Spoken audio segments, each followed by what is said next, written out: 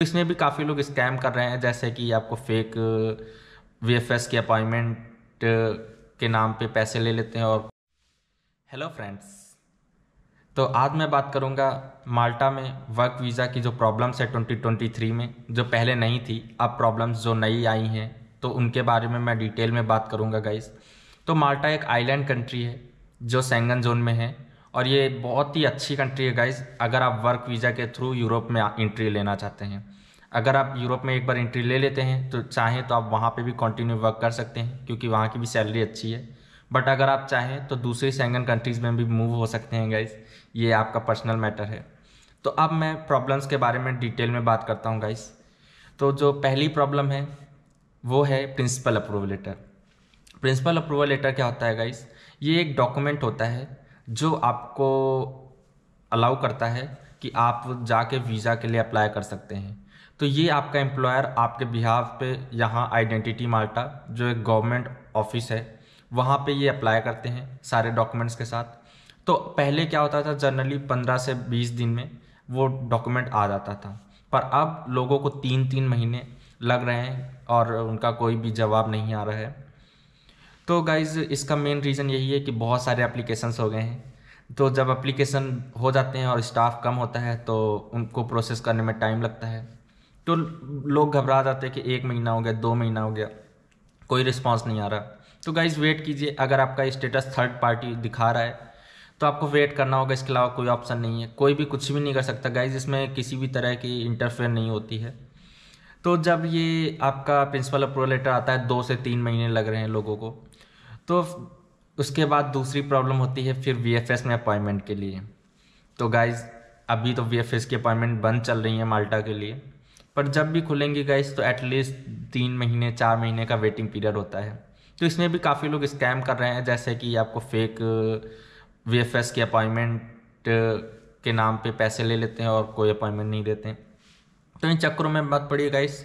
जब अपॉइंटमेंट खुलेंगी तो आपको नोटिफिकेशन ज़रूर मिलेगी वीएफएस की तरफ से, फिर आप ट्राई करते रहिए डेली, तो कुछ ना कुछ हो जाएगा। या तो फिर किसी बंदे को देख लीजिएगा गाइस, इसका मुझे ज़्यादा डिटेल में आइडिया नहीं, क्योंकि मेरी किस्मत उस टाइम अच्छी थी और मुझे 2-3 दिन बाद की ही अपॉइंटमेंट मिल गई थी।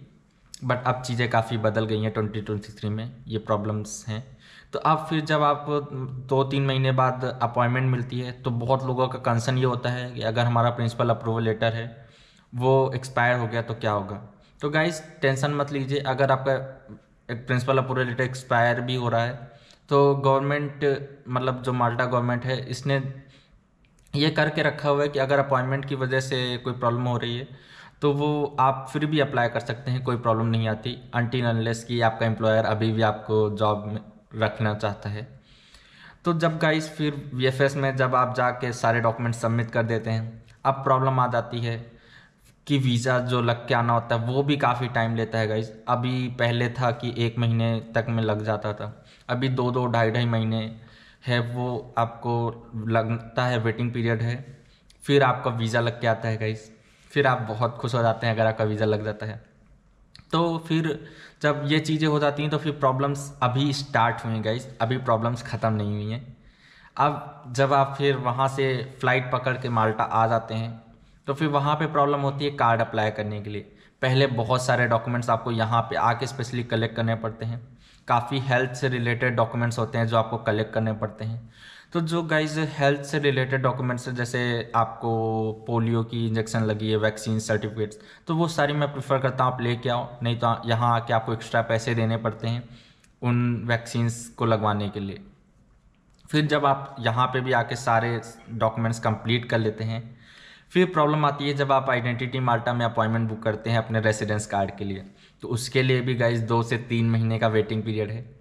तो जब आपको अपॉइंटमेंट मिल गई, आप गए, अपने आपके फिंगर्स हुए, आपको रेसिडेंस कार्ड मिला, फिर जो प्रॉब्लम हुई गाइज आपको कार्ड आने में एटलीस्ट 1 महीने। तो सिंपल मैं कहना चाह रहा हूँ कि आपका 1 साल गाइज वेस्ट हो रहा है वर्क वीज़ा में।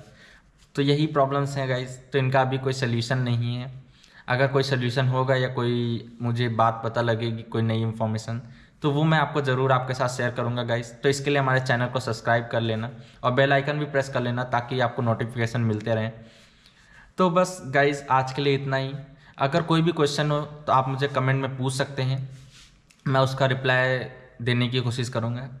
और thank you guys, have a good day. Okay.